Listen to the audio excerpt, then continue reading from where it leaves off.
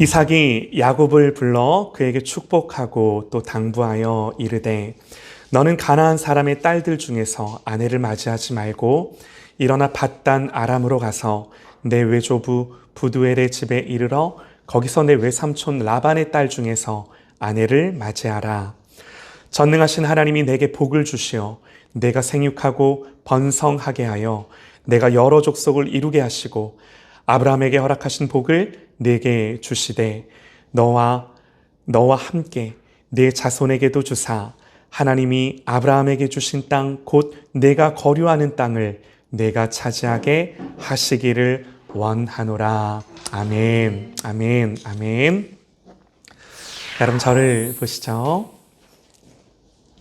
지난주에 제가 어떤 청년을 만날 일이 있어서 우리 그 청년을 만나서 좀 대화를 하는데 그 청년이 그래요.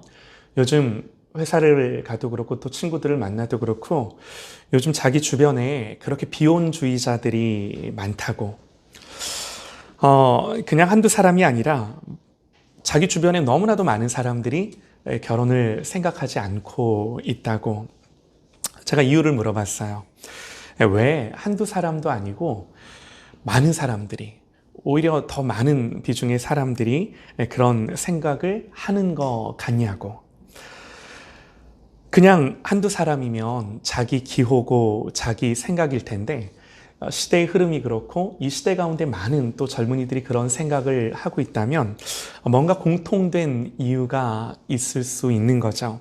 그래서 물어봤어요. 왜 많은 사람들이 그런 생각을 하는 것 같냐고. 그 친구가 몇 가지 이유를 대요. 그런데 그 중에 하나가 그렇게 비혼을 말하는 사람들 가운데 많은 사람들이 가정에 대한 또 가족들에 대한 상처가 많은 것 같다고. 비혼을 이것만으로 우리가 그 이유를 말할 수는 없겠지만 얼마든지 그 친구의 이야기를 들으며 그럴 수 있겠구나. 한편으로는 이해가 되고 동의가 되는 거죠. 여러분, 인간이 태어나서 가장 큰 행복과 기쁨을 주는 것도 가정이지만 또 가장 큰 고통을 주는 것도 가정이고 또 가족들이 아닌가 합니다. 얼마 전에 우리 이준 성도님 만나서 대화를 하는데 지구 반대편에 있는 사람이 나를 괴롭히지 않는다고. 바로 내 옆에 있는 사람들이 본인도 마찬가지고요. 이제 그런 대화를 하면서 우리 가정에 대해, 가족들에 대해 이렇게 좀 잠시 이야기를 나눈 적이 있는데요. 여러분, 가족들 때문에 행복하기도 하지만 또 가족들 때문에 너무나 고통스럽고 불행해지기도 합니다. 여러분, 이게요, 신기해요. 이게요, 내가 원해서 맺어진 관계도 아닐 뿐더러 또 내가 원치 않는다고 해서 끊어낼 수 있는 관계가 아니에요. 생각해보면 이 관계가 참 신기하지 않나요? 내가 능동적으로 어디 회원 가입해서 이게 맺어진 관계가 아니에요. 내 의지와 상관없이 내가 의도하고 계획한 게 아닌데 태어나서 그저 나에게 주어진 관계예요. 가족이 뭘까? 가족에 대한 사전적인 정의를 보면요, 이렇게 사전에 나와요. 주로 부부를 중심으로 한 친족 관계에 있는 사람들의 집단 또는 그 구성원, 혼인, 혈연, 입양 등으로 이루어진다. 이렇게 사전에 설명이 나와요.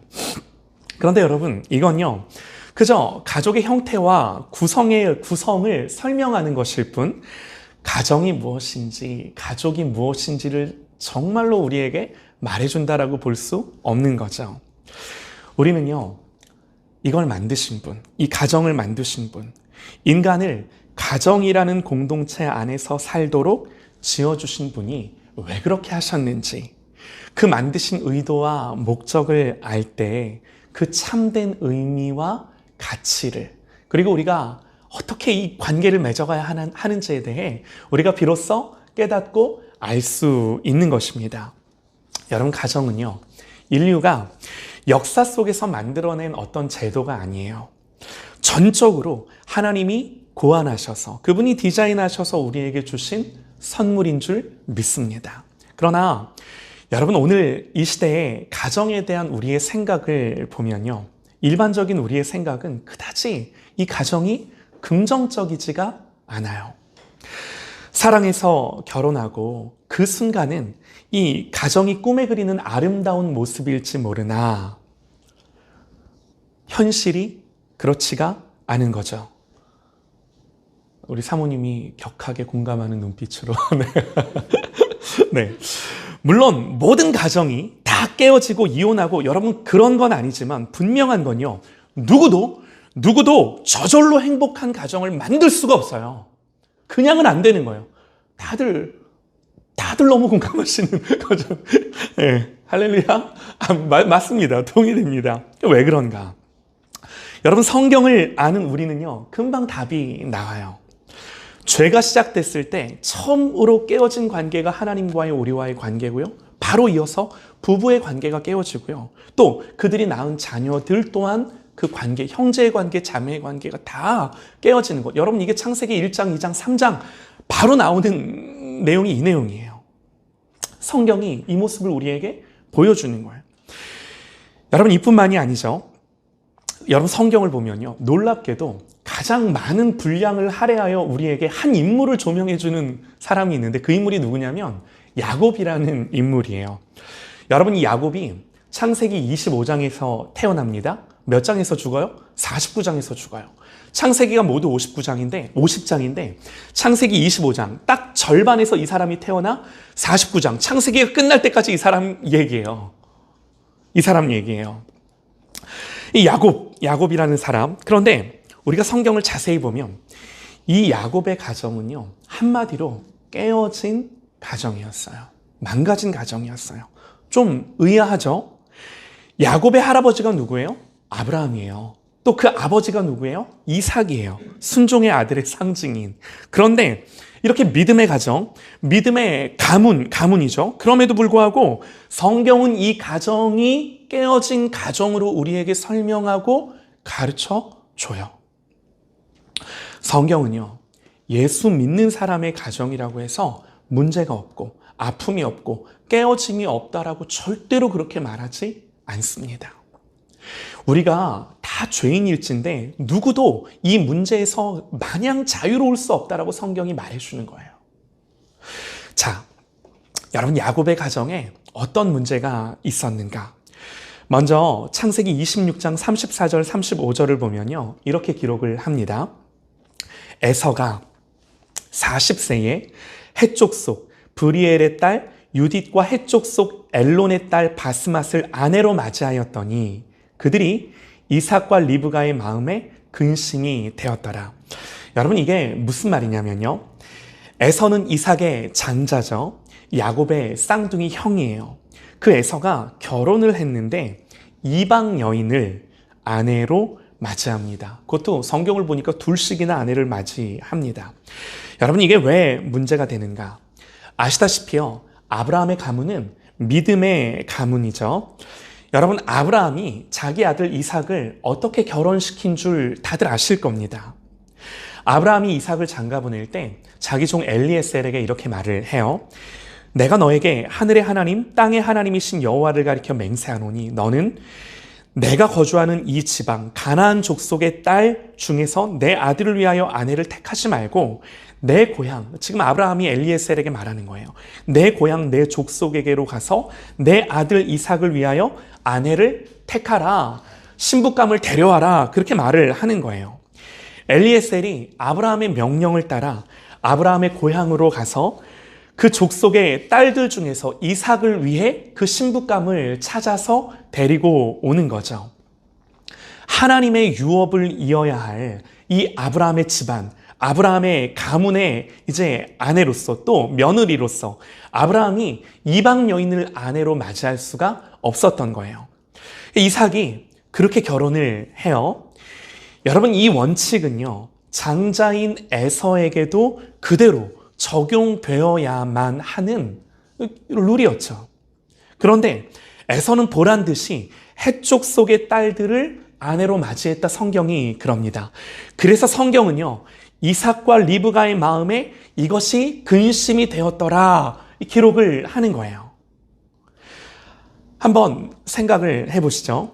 그는 자기가 원하는 여자와 결혼을 했습니다. 여러분, 이게 뭐가 문제겠습니까? 그러면 부모가 원하는 사람과 결혼해야 되나요? 여러분, 이건 더 큰 문제죠. 이런 차원의 문제가 아니에요. 성경이 말하는 건요, 부모의 기준도 자식의 기준도 아닌 하나님의 말씀의 기준이에요. 하나님이 첫사람 아담과 하와를 중매하시면서 그들에게 가정을 이루어주시면서 그들에게 하셨던 말씀이 뭔가요? 남자가 부모를 떠나 그 아내와 연합하여 둘이 한 몸을 이룰지로다. 여러분, 이게요, 결혼을 향한 하나님의 마음이에요. 결혼을 향한 하나님의 의도예요. 두 사람이 한 몸이 되라라는 거예요. 여러분, 이게 결혼을 향한 하나님의 뜻일진데, 이 연합과 일치됨과 하나됨이 결혼을 향한 하나님의 의중일진데, 보세요. 거듭난 하나님의 자녀라면 반드시 거듭난 하나님의 사람과 결혼해야 한다는 것을 여러분 어떻게 부정할 수가 있겠습니까? 당연한 거죠. 여러분, 결혼을 만들어주신 하나님의 의중과 목적이 하나됨일진데, 예수를 정말로 믿는 사람이 예수를 믿지 아니하는 사람과 어떻게 하나가 될 수 있겠냐라는 거예요. 그리스도인이 반드시 그리스도인과 결혼해야 된다. 여러분, 어떻게 이걸 고리타분한 생각이라고 말할 수가 있겠냐라는 거예요. 그럴 수 없어요. 하나님의 말씀 앞에서 정직하게 우리가 판단받아야 되는 문제예요. 여러분, 물론 이 문제가 절대로 쉽지 않아요. 이게 절대 내 맘대로 되지 않아요.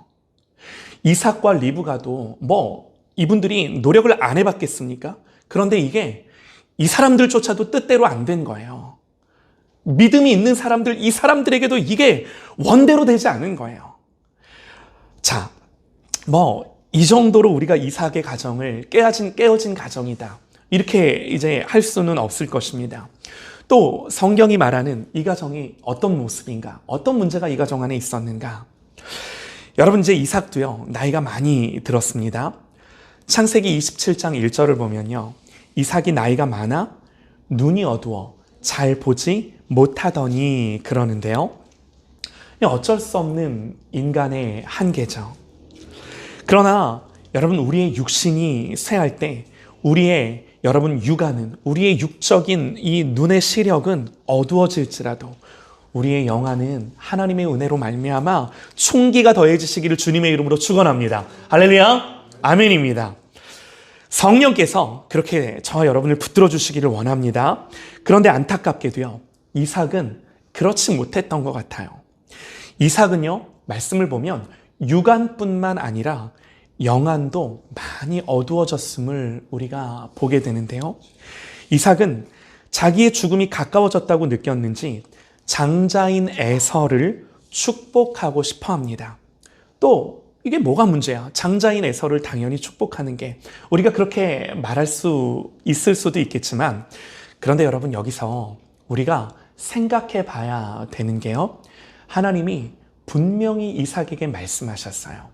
뭐라고 말씀을 하셨냐면, 리브가의 복 중에 이 에서와 야곱이 있을 때, 그때부터 하나님이 그의 아들들이 그의 태 속에서 서로 싸우는지라 그가 이르되 이럴 경우에는 내가 어찌할꼬 가서 여호와께 묻자온대 여호와께서 그에게 이르시되 두 국민이 내 태중에 있구나.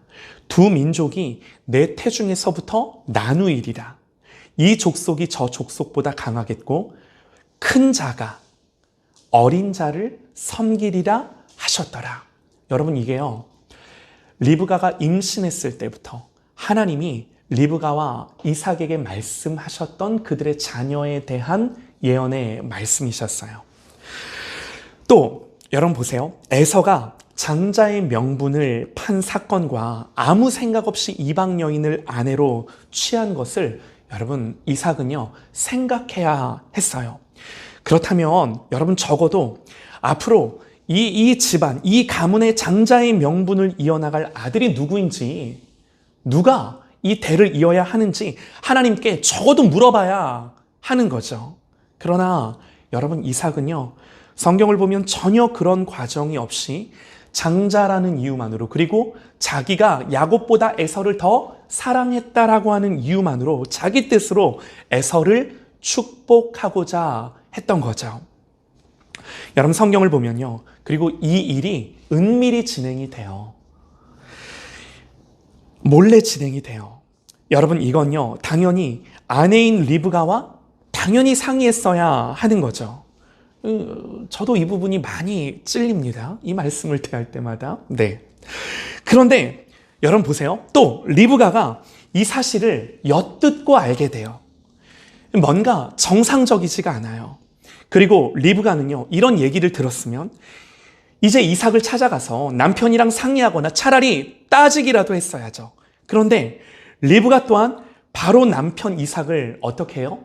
속일 생각을 해요. 뭔가 이 가정의 정상적인 기능, 여러분 우리의 가정에 문제가 있을 수는 있어요. 더 중요한 건 뭐예요? 그 문제를 해결하는 정상적인 기능이 서로 작동을 하는 거예요. 그런데 여러분 이 이삭의 가정을 보면요. 문제가 있어요. 이런 문제거리들이 있어요. 그럼에도 불구하고 가정의 정상적인 기능이 작동하지 않고 있음이 우리에게 분명히 보여지는 거예요. 여러분 리브가는요. 이 이삭과 에서의 이야기를 듣고 야곱, 둘째 아들 야곱에게로 얼른 가서 야, 너 지금 당장 밖에 나가서 좋은 염소 새끼 하나를 잡아오라고. 내가 네 아버지를 위해 요리를 할 테니 너는 그것을 가지고 네 형 대신 들어가서 에서인 척하고 형에게 갈 축복을 네가 받으라고. 야곱이 오히려 어머니한테 걱정하며 말하죠. 아니, 아버지가 자기를 속인 걸 알면 축복은 고사하고 오히려 저주를 받을 텐데 어떻게 그럴 수 있냐고. 리브가가 뭐라고 해요? 모든 저주는 다 내가 받을 테니 염려 말고 너는 시키는 대로 하라고. 여러분 그리고 리브가는요. 이 야곱이 가지고 온 그 염소 새끼를 가지고 요리를 하고 야곱에게 에서의 옷을 입힙니다. 염소의 그 가죽으로 야곱의 팔과 목에 둘러서 야곱이 마치 에서인 것처럼 분장을 시키는 거죠. 여러분 이게요. 지금 이삭과 리브가 사이에서 벌어지는 일이에요. 무슨 아침 드라마에서 남편 회장님 속이는 사모님 같지 않나요? 창세기 25장을 보면요. 이런 짤막한 구절이 나오는데요. 그 아들이 장성함에 에서는 익숙한 사냥꾼이므로 들사람이 되고 야곱은 조용한 사람이었으므로 장막에 거주하더니 이삭은 에서가 사냥한 고기를 좋아하므로 그를 사랑하고 리브가는 야곱을 사랑하였더라. 여러분 이게 무슨 말일까요? 그냥 그래 아버지는 큰아들 좋아하고 엄마는 작은아들 좋아했다. 이게 그런 말일까요? 성경의 내용을 가지고 우리가 생각을 해보면요. 이삭은 왜 몰래 리브가에게도 말하지 않고 야곱에게도 말하지 않고 에서를 조용히 불러서 야, 내가 지금 너에게 축복할 텐데 가서 맛있는 고기를 사냥해 와서 요리를 가지고 나에게 와라. 내가 그걸 먹고 기분이 좋아. 이 말도 참 웃기죠? 기분이 좋아. 내가 너를 축복해 줄게. 이렇게 성경, 왜 이삭이 야곱에게 그렇게 말을 했겠냐라는 거죠. 여러분, 이삭은요, 이렇게 생각했을지도 모릅니다. 누가 봐도 남자답고, 그 당시 이 고대 부족 사회에서 사냥도 잘하고, 싸움도 잘하고, 이 집안을 이끌어 갈 만한 사람은 에서다. 괜히 가족들 다 알게 해서 시끄럽게 하지 말고 내가 조용히 처리해야겠다. 여러분, 그래서 에서를 축복하고자 했던 거죠. 여러분, 이삭은요, 야곱보다 에서를 편애했어요. 이게 성경 주석가들의 해석이에요. 또 리브가는 에서를 그렇게 몰래 축복하려는 이삭을 보고 아니 뭐 찾아가서 대화를 하든 따지기라도 하든 그래야 되는데 단번에 어떻게 해요? 속일 계획을 해요. 여러분, 리브가 또한 에서보다 야곱을 편애하지 않았을까요? 여러분, 이 가정의 분위기가요, 뭔가 정상적이지가 않은 거예요. 이게 무슨 아침 드라마 같은 거예요. 여러분, 이제 어머니 말대로 자의반 타의반 끌려서 야곱은 아버지께로 이 요리한 염소 새끼를 가지고 갑니다. 이삭이 묻습니다. 내 아들아, 네가 누구냐? 야곱이 대답합니다. 나는 아버지의 맏아들 에서로소이다. 이 눈이 잘 보이지 않았지만 귀가 있어 듣기는 하는 거죠. 아무리 들어도 이게 에서의 목소리가 아니라 야곱의 목소리인 거예요. 이삭이 의심하며 다시 물어요. 네가 정말 에서냐? 어떻게 이렇게 빨리 돌아왔냐? 여러분, 이때 야곱은요, 하나님의 이름을 팔아서 거짓말을 해요. 야곱이 이렇게 대답을 합니다. 아버지의 하나님 여호와께서 나로 순적히 만나게 하셨음이니이다. 하나님 도와주셔서 사냥을 잘할 수 있었다고. 이제 사람 하나 속이는 거짓말이 아니라 하나님까지 그 이름을 거론하며 하나님 앞에 범죄하는 죄가 되는 거예요. 거짓이 더 큰 거짓을 낳기 시작하는 거죠. 여러분 보세요. 이 사건이 이렇게 묻힐 것 같으세요? 이 사건은 이렇게 묻혀질 수 있는 사건이 이미 아닌 거예요.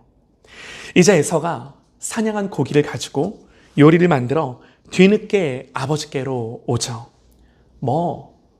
난리가 나죠. 난리가 났죠. 마치 아버지가 유산을 상속하는데 엄마랑 동생이 짜고 자기에게 돌아갈 몫을 다 내 동생에게로 빼앗긴 이 상황. 이미 유언장 다 쓰고 사인 다 한 거예요. 끝난 거죠. 돌아온 에서는요, 이 사실을 알고 크게 분노합니다.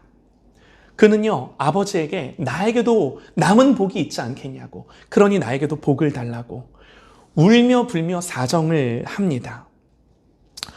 팥죽으로 장자권을 빼앗았던 녀석이 이번에는요, 엄마와 모의해서 자기에게 돌아갈 모든 이 집안의 유업을 다 가져가 버린 거예요. 여러분, 그래서 어떻게 하나요? 야곱이 에서가 뭐라고 생각을 하나요? 뭐라고 말을 하나요? 그의 아버지가 야곱에게 축복한 그 축복으로 말미암아 에서가 야곱을 미워하여 심중에 이르기를, 아버지를 곡할 때가 가까이 왔은즉 내가 내 아우 야곱을 죽이리라 하였더니, 동생을 죽이겠다 결심을 하는 거예요. 여러분 보세요. 속고 속이는 가정, 부모의 편애, 결국 쌍둥이 형제의 살인극으로 결말을 맺게 될 이 가정의 분위기로 치닫게 되는 거예요. 여러분, 제가요, 아침 드라마처럼 한번 표현을 해볼게요. 부모가 반대한 결혼, 고부간의 갈등, 그리고 계속되는 아버지의 큰아들 편애, 엄마의 계략과 속임, 동생의 거짓말, 깨어지는 가정, 원수가 된 형제.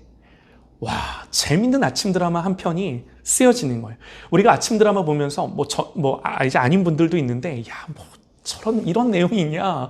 어떻게 이런 내용으로 이렇게 하냐라고 할 만큼. 근데 성경이 그보다 못하지가 않아요. 성경에 나오는 내용이 아침 드라마보다 못하지가 않은 거예요. 여러분, 우리가 눈여겨볼 건요, 우리가 정말 이 하나님의 말씀을 대하며 성경을 대하며 우리가 눈여겨볼 건요, 이게 성경이 말하는 아브라함의 가문이에요. 이게 소위 믿음의 가정이라고 말하는 그 가문에 대해 성경이 우리에게 보여주는 말씀의 내용이라는 거예요. 하나님의 언약과 약속이 있는 가정의 모습이에요. 이 가정이. 우리를 절대로 이 가정 안에서 화목함이라든가 문제가 있을 수는 있겠죠. 그러면 그 문제를 어떻게 정말 믿음 안에서 선하게 해결해 가는가라는 게 쓰여져야 정상인데, 전혀 그 가정의 온전한 기능과 역할들을 찾아볼 수가 없는 거예요. 궁금하죠? 이게 도대체 어떻게 된 건가? 어느 불신 가정보다도 더 심각하지 않나요? 사랑하는 여러분, 성경에 이런 내용을 놓고 보면요, 이 가정에는 그 어떤 소망도 발견할 수가 없는 거예요. 그러나 여러분 보세요. 왜 성경이 성경인가요? 왜 성경이 하나님의 말씀인가요? 여러분, 성경이 우리에게 뭘 말해주는 책인가요? 성경은요, 두 가지를 보여줘요. 하나는 우리의 죄와 그럼에도 불구하고 우리를 향한 하나님의 은혜가 얼마나 큰지를 보여줘요. 이 두 가지를 말해줘요. 그래서 소망이 있어요. 그래서 이 깨어진 가정, 망가진 가정, 무너진 가정 안에 소망이 있어요. 여러분, 이제 오늘 말씀을 보시죠. 오늘 말씀 간단히 보실게요.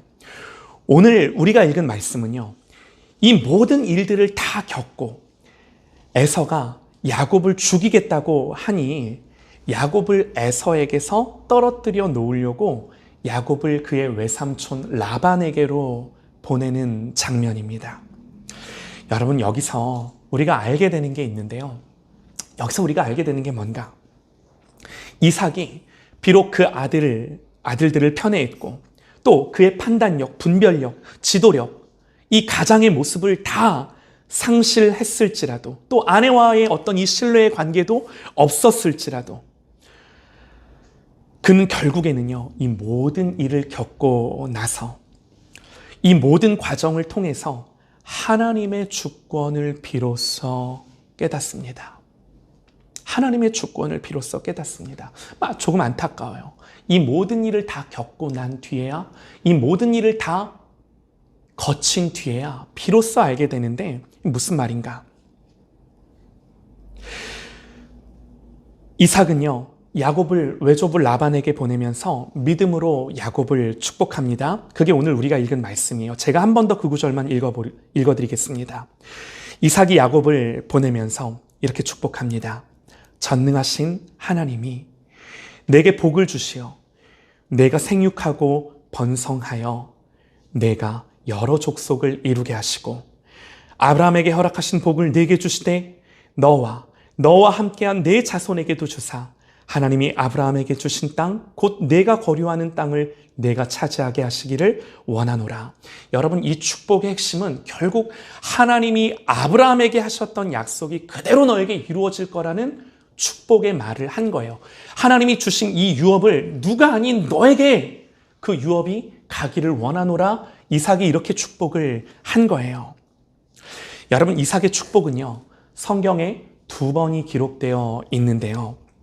한 번은 속아서 에서를 향한 축복인 줄 알고 실제로는 야곱을 축복한 그 축복이었고요. 2번째는 하나님의 주권을 깨닫고 난 뒤에 야곱을 형 에서에게서부터 떨어뜨려 놓기 위해 외삼촌에게로 보내면서 이제는 진정으로 그 하나님이 아브라함에게 말씀하셨던 그 모든 유업들이 너에게 가기를 원한다, 너에게 주노라 축복을 한 거죠. 이렇게 2번을 축복하는데 여러분, 우리가 왜 비로소 이삭이 이 하나님의 주권과 통치를 깨닫고 돌이켜 하는 것인지를 우리가 왜 그렇게 이 성경을 읽으며 판단할 수 있는지가 히브리서 말씀에 기록이 되어 있는데요. 히브리서는 이 축복, 이 이삭의 2번째 축복을 가리켜 이렇게 선언합니다. 히브리서 11장 20절에요. 믿음으로 이삭은 장차 오는 일에 대하여 야곱과 에서에게 축복하였으며. 여러분, 이삭이요, 처음에는요, 자기 생각으로 하고자 했어요. 그러나 이 모든 일을 겪고 난 뒤 뭘 깨달아요?